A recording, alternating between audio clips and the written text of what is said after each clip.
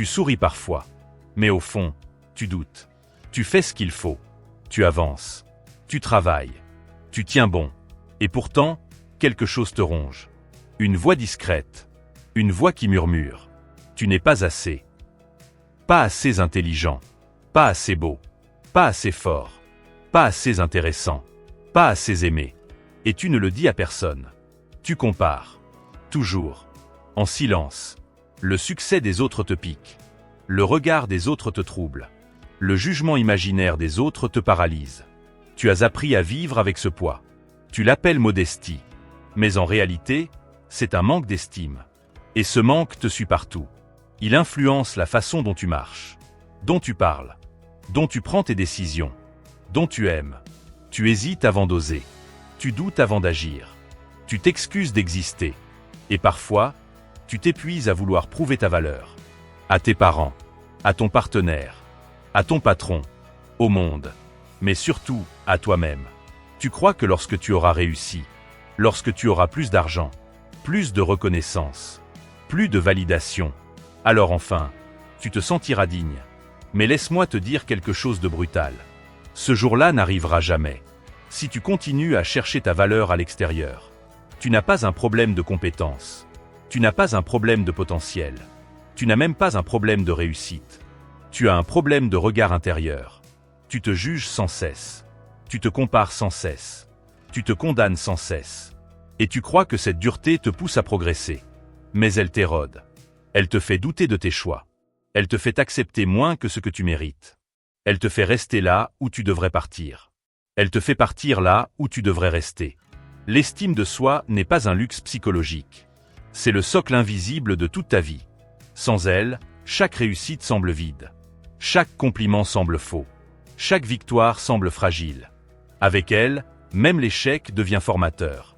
Tu vois la différence ? Tu vis peut-être depuis des années avec une estime fragile, construite sur les notes à l'école, sur les comparaisons familiales, sur des critiques répétées, sur des humiliations jamais digérées. Un mot entendu enfant peut devenir une prison adulte. Tu n'y arriveras pas.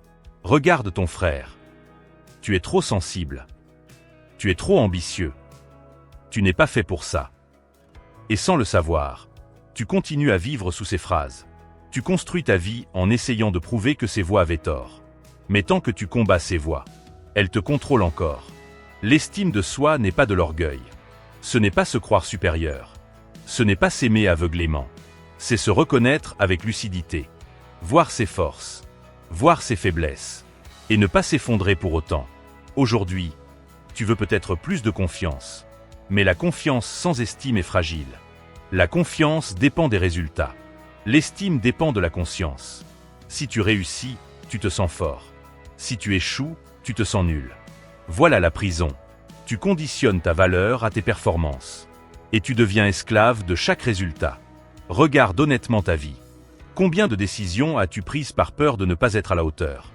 Combien de fois as-tu évité une opportunité par crainte du regard des autres ? Combien de fois as-tu gardé le silence alors que tu avais quelque chose d'important à dire ? Combien de fois as-tu accepté moins ? Parce que tu pensais ne pas mériter plus. L'estime de soi ne crie pas. Elle murmure. Elle se révèle dans la manière dont tu te traites quand personne ne regarde.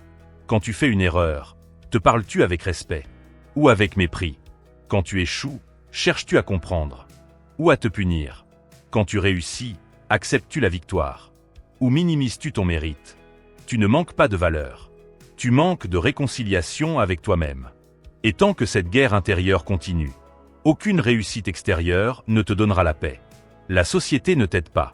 On te compare dès l'enfance. On t'évalue. On te classe. On te note. On t'apprend à mesurer ta valeur. Mais personne ne t'apprend à la ressentir. Tu as appris à performer, mais pas à t'accepter. Tu as appris à impressionner, mais pas à t'aimer lucidement. Et c'est pour cela que malgré tes efforts, il reste ce vide. Ce vide qui te fait parfois penser « Peut-être que je ne suis pas assez ». Écoute-moi bien, tu n'es pas en retard. Tu n'es pas cassé. Tu n'es pas inférieur. Tu es simplement déconnecté de ta valeur intrinsèque. Et cette déconnexion crée une souffrance silencieuse. Tu peux être admiré et te sentir insignifiant. Tu peux être entouré et te sentir invisible. Tu peux réussir et te sentir imposteur. Parce que l'estime ne vient pas des autres. Elle vient du regard que tu poses sur toi lorsque tout s'effondre. Et peut-être que tu ne t'es jamais vraiment regardé avec justice. Tu es plus indulgent envers un ami qu'envers toi-même. Tu comprends ses erreurs. Tu excuserais ses faiblesses. Tu l'encouragerais. Mais toi, tu te condamnes. Pourquoi? Parce que tu crois que la sévérité te rendra meilleur. Mais la sévérité constante détruit l'âme. L'estime de soi ne se construit pas en s'écrasant. Elle se construit en se tenant droit. Pas avec arrogance. Avec dignité. La dignité est silencieuse. Elle ne cherche pas à prouver. Elle ne cherche pas à impressionner. Elle existe. Et toi aussi, tu existes. Indépendamment de tes résultats. Indépendamment de l'opinion des autres. Indépendamment de tes erreurs passées. Tu es plus que la somme de tes réussites. Et plus que la somme de tes échecs. Mais pour le comprendre, il faut accepter de regarder en face cette peur profonde. La peur de ne pas être digne d'amour. La peur de ne pas être suffisant. La peur d'être découvert comme insuffisant.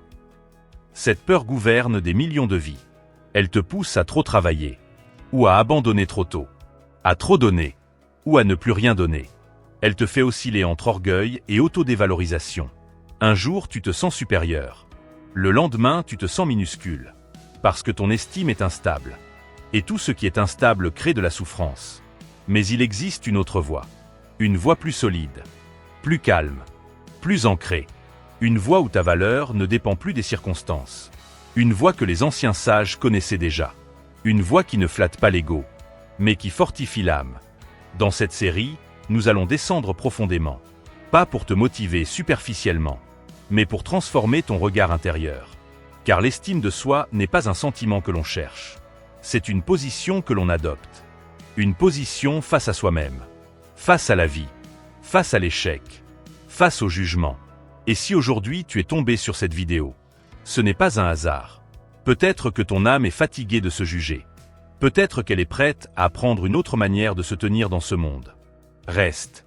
Car ce que nous allons explorer ensemble n'est pas une technique rapide. C'est une reconstruction intérieure.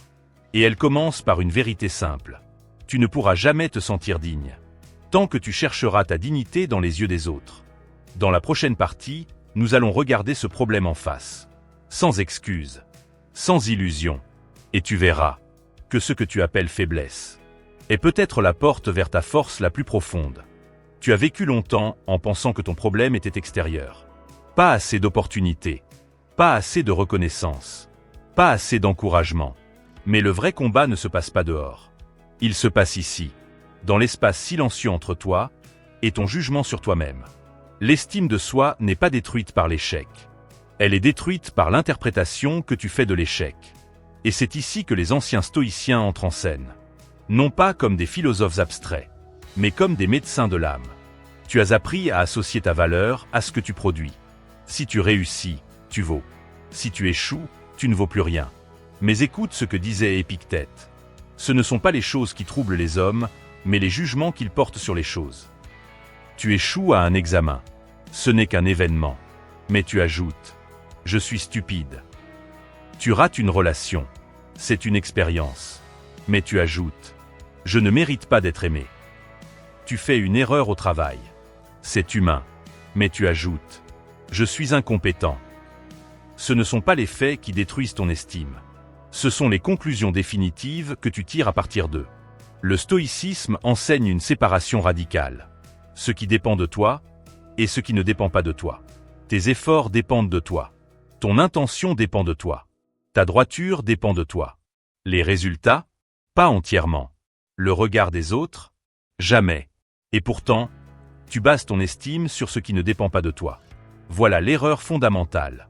L'empereur romain Marc Aurèle écrivait dans ses méditations personnelles.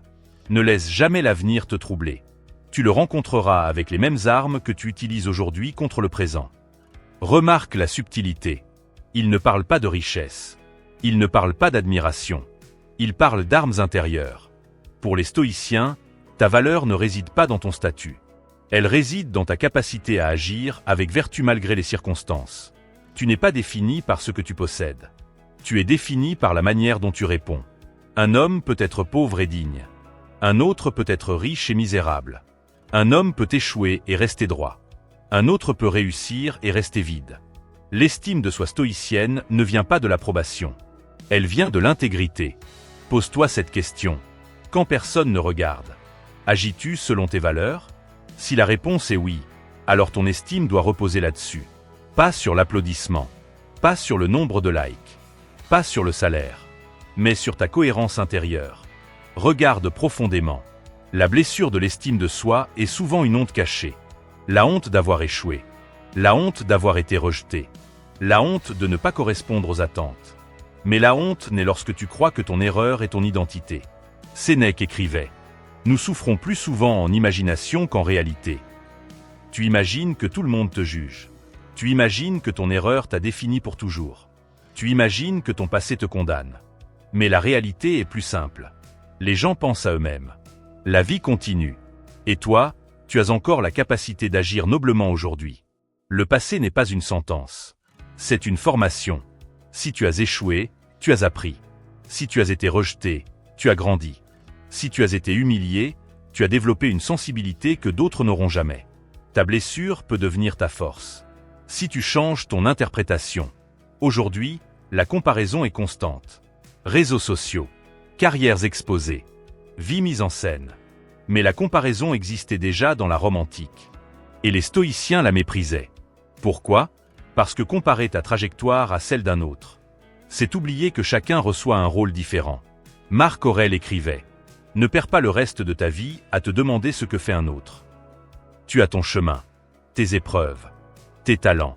Comparer ton chapitre 3 au chapitre 20 de quelqu'un d'autre est une injustice envers toi-même. L'estime de soi ne pousse pas dans la comparaison. Elle pousse dans la progression personnelle. Demande-toi, suis-je meilleur qu'hier? Suis-je plus lucide qu'avant? Suis-je plus courageux face à mes peurs? Voilà les seules comparaisons dignes. Chaque soir, les stoïciens pratiquaient une discipline simple. Ils se demandaient, que ai-je bien fait aujourd'hui? Où ai-je manqué de droiture? Comment puis-je m'améliorer demain? Pas pour se condamner, mais pour s'élever. L'estime de soi se renforce quand tu vois que tu progresses. Pas quand tu es parfait, mais quand tu es engagé. Si tu fais une erreur et que tu l'analyses avec honnêteté, tu deviens plus fort. Si tu nies ou que tu t'écrases, tu t'affaiblis. L'erreur assumée construit l'estime. L'erreur fuit la détruit. Voici la vérité difficile. Tant que ton estime dépendra des autres, tu seras esclave. Esclave des compliments. Esclave des critiques. Esclave des résultats. Mais si ton estime dépend de ton caractère, tu deviens libre. Libre d'essayer. Libre d'échouer. Libre de recommencer. La liberté intérieure est le socle de l'estime véritable. Et cette liberté commence par une décision. Décider que ta valeur ne sera plus négociable. Non pas parce que tu es parfait, mais parce que tu es un être humain capable de vertu. Tu n'as pas besoin d'attendre d'être plus riche, plus admiré, plus accompli. Tu peux commencer maintenant. Comment? En changeant ton critère de valeur. Au lieu de te demander « Ai-je réussi ?» Demande-toi « Ai-je agi avec intégrité ?» Au lieu de te demander « Ai-je impressionné ?» Demande-toi « Ai-je été fidèle à mes principes ?» Au lieu de te demander « Suis-je meilleur que les autres ?» Demande-toi « Suis-je en train de devenir une meilleure version de moi-même ?» C'est ainsi que l'estime devient stable, car elle repose sur quelque chose que tu contrôles. Tu vois maintenant que ton problème n'était pas un manque de talent, c'était un mauvais système de mesure. Tu te mesurais avec une règle extérieure. Il est temps de changer de règle. Dans la troisième partie, nous irons encore plus loin. Nous parlerons de reconstruction concrète, d'exercices quotidiens, de décisions silencieuses qui transforment l'âme. Et surtout, nous parlerons de la dignité que personne ne peut enlever. Reste avec moi, car ce que tu appelles aujourd'hui manque d'estime pourrait devenir le point de départ de ta plus grande force intérieure. Maintenant, nous allons parler sans détour. Tu n'as pas besoin d'être rassuré. Tu as besoin d'être reconstruit. Pas reconstruit pour plaire. Reconstruit pour tenir. Car l'estime de soi véritable n'est pas un sentiment agréable. C'est une colonne vertébrale intérieure. Elle ne se voit pas, mais elle soutient tout. Sans elle, tu plies à la moindre critique. Avec elle, tu écoutes la critique, sans t'effondrer. Voici la première clé. Tu es imparfait, et tu le resteras. Mais ton imperfection ne définit pas ta valeur. Les stoïciens ne cherchaient pas la perfection. Ils cherchaient le progrès moral. Sénèque disait « Tant que tu vis, continue d'apprendre comment vivre ». Cela signifie quoi? Que tu es en chemin. Un être en chemin ne se juge pas comme un produit fini. Quand tu tombes, tu n'es pas nul. Tu es un apprenti. Quand tu échoues, tu n'es pas incapable. Tu es en formation. La honte disparaît quand tu comprends que la vie est un entraînement. Chaque jour est un atelier. Chaque difficulté est un exercice. Ton rôle n'est pas d'être parfait. Ton rôle est de devenir plus conscient. Regarde honnêtement. Combien de fois as-tu toléré un manque de respect? Par peur d'être seul? Combien de fois as-tu accepté moins que ce que tu méritais? Par crainte de perdre l'affection d'autrui? Lorsque ton estime est faible. Tu mendies de l'approbation. Lorsque ton estime est solide. Tu préfères la solitude à l'humiliation. Ce n'est pas de l'orgueil. C'est de la dignité. La dignité ne crie pas.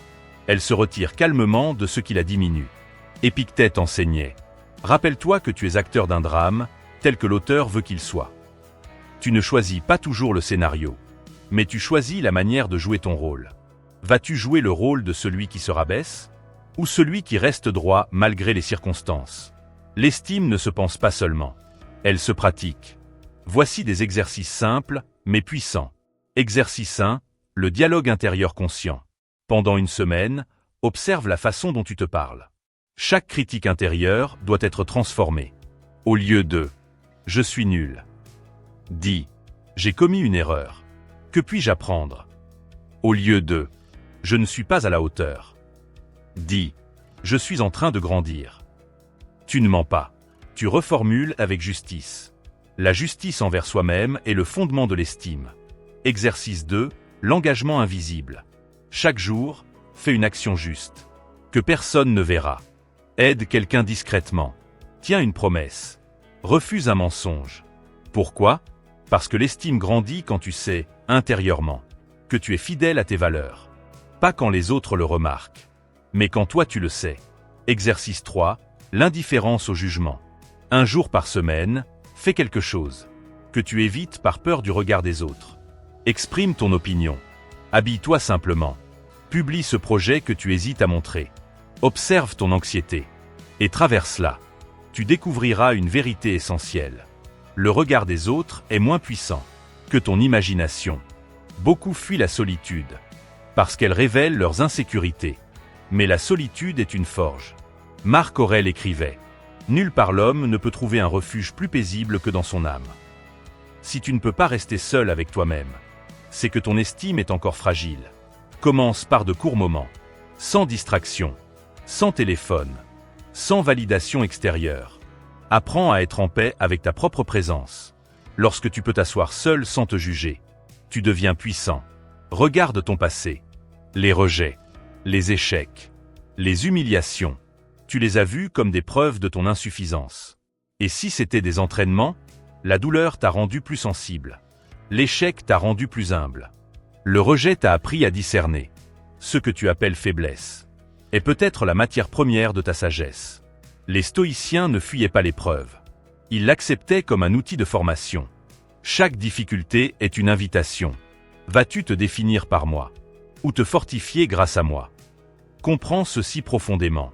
L'estime de soi n'est pas un enthousiasme permanent. Ce n'est pas se sentir exceptionnel chaque jour. C'est rester stable. Stable quand tu réussis. Stable quand tu échoues. Stable quand on t'admire. Stable quand on te critique. La stabilité est une force silencieuse. Elle ne dépend pas des vagues. Elle dépend de l'encre. Et ton encre, désormais, doit être ton caractère. Écoute bien, tu n'as jamais manqué de valeur. Tu as simplement laissé le monde te dire combien tu valais. Tu as accepté des évaluations extérieures, comme si elles étaient des vérités absolues. Mais ta valeur ne fluctue pas avec un commentaire. Elle ne baisse pas avec un échec. Elle ne monte pas avec un compliment. Elle est constante, comme la dignité d'un être humain, qui choisit de vivre avec droiture. Aujourd'hui, peut-être pour la première fois, tu comprends que l'estime de soi n'est pas une récompense. C'est une position, une décision silencieuse. Je ne me réduirai plus à mes erreurs. Je ne me mesurerai plus aux autres. Je ne négocierai plus ma dignité. Cette décision change tout. Elle change la manière dont tu entres dans une pièce, la manière dont tu parles, la manière dont tu aimes. Tu ne chercheras plus à être validé. Tu chercheras à être juste. Et cela transforme une vie. Si ces mots ont résonné en toi, ce n'est pas un hasard. Peut-être que ton âme attendait cette vérité. L'estime de soi n'est pas un luxe psychologique. C'est le socle de ton existence. Construis-la sur ton caractère, sur ta droiture, sur ton engagement quotidien. Et un jour, tu te retourneras. Et tu réaliseras que ce que tu appelais faiblesse était le début de ta force. Si cette réflexion t'a parlé, abonne-toi à la chaîne Citation Vieux Sage. Aime cette vidéo. Et surtout, prends quelques minutes en silence. Car la transformation ne commence pas dans le bruit. Elle commence dans l'âme qui décide de se redresser. Et souviens-toi, ta valeur ne dépend pas de ce que le monde voit. Elle dépend de la manière dont tu choisis de te tenir. Quand personne ne regarde.